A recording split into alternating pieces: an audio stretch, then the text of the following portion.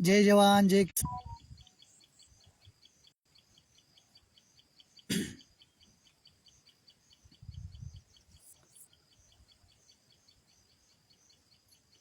माऊलींनो, तुम्हाला एक गोष्ट सांगायची. काही काही माणसाचं कसं असते, एखाद्या गोष्टीत जर कुठं अपमान झाला म्हणजे असं जरा त्याची बदनामी झाली तर ती भरून काढण्यासाठी त्याच्यात भाग घेतील जुल्म कोण जर समजा म्हणलं बी नाही तरी जुल्मच भाग घेतील आणि ते भाग घेऊन त्याच्यात प्रयत्न करतील का याच्यात तरी मला मोठं म्हणतील, याच्यात तरी माझा मोठेपणा होईल. पण जग ही मॅड नसते, जगाला माहीत असते की यांचा स्वभाव आणि याची वागणूक कशी येते. आजच्या कथेचं नाव एक बुंदशी गई सो होत शे. शॉर्टकट आहे. बिरबल आणि बादशाह एक वेळ शेतामध्ये बसले. आता बिरबल बादशाह होता, तो त्यांच्या मनामध्ये असं आलं की आपल्याला पाक खायचा. पाक लक्षात येत असेल तुमच्या, ऊसाचा पाक, घरचा मळा, घरच्या शेतात ऊस, घरच्या शेतात घाणा.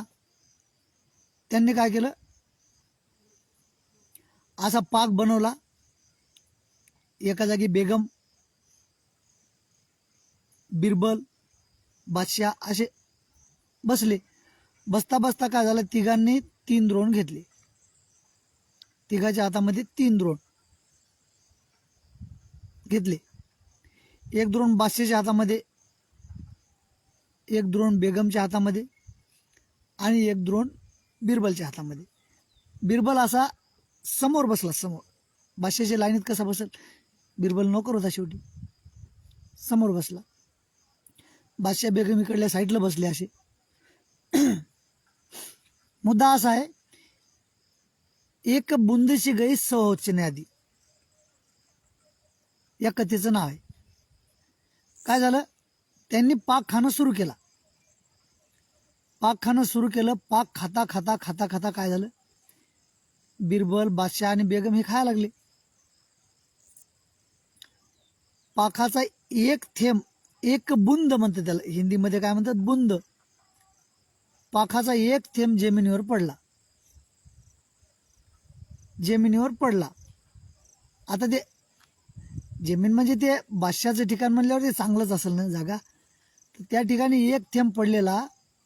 बादशाहनं काय केलं, असं बोट लावलं आणि बोटानं उचलला आणि जिभीला लावला. पाकाचा थेंब जिभीला लावला. आता अचानक बिरबलचं लक्ष गेलं बादशाहकडं.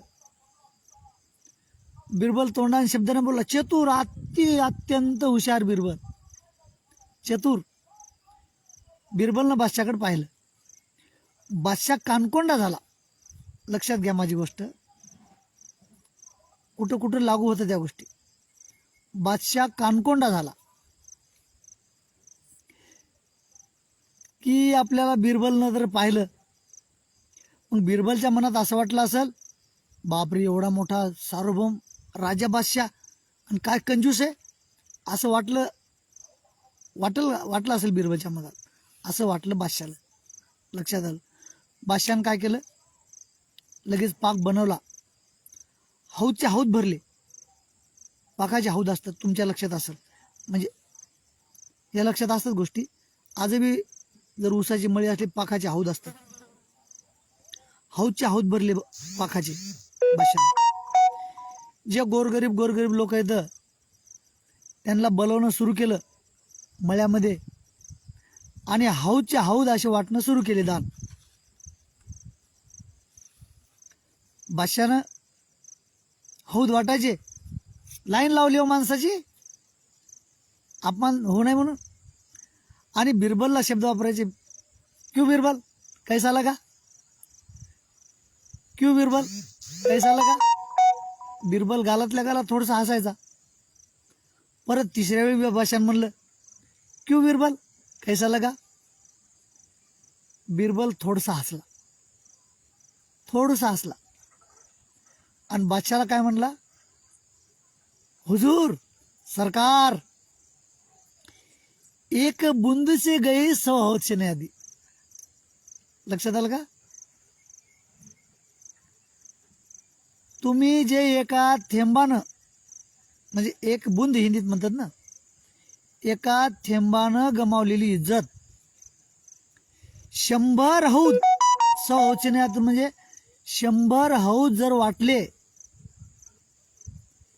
ते एका थेंबाने गेलेली इज्जत त्या 100 हौद वाटून बी येत नाही.